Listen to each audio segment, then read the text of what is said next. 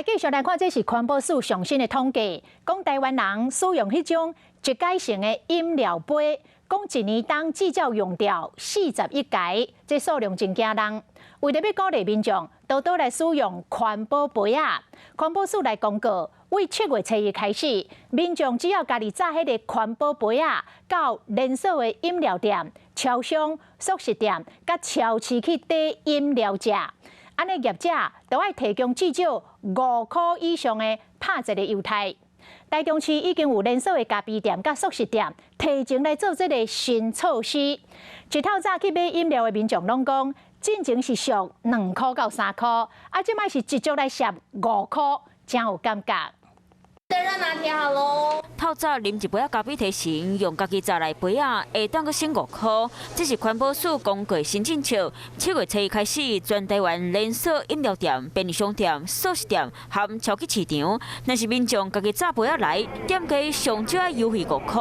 它是省10元，法令规定只要省5元而已。连锁速食店嘛来做这个优惠。目前活动会一直持续下去。各间杀出来优惠和经验无同，环保杯啊的使用规定冒小可争差。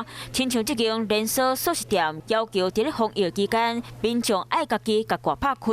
像杯盖要帮我打开哦，因为现在就是防疫期间。所有的店家都有这些消毒的设备，那所有的从业人员本身他们也会做好消毒的工作，所以这个方面疫情到目前为止，我们发现最主要还是脱口罩的家人感染行为才是主要的感染源。所以这个部分，请大家放心。过去家己传杯啊去连锁咖啡店或者是便利商店买凉的，大多数拢会俗2-3块。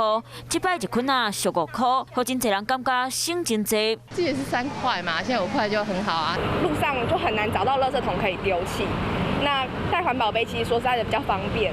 根据环保署上新统计，台湾一年爱讨债用掉40亿个杯啊，数量真济，所以优惠若较济咧，希望当减少粪碎量。业者若是无听话，或者是无伫咧点头，较野外所在公告优惠的计数，上悬会扣罚6000。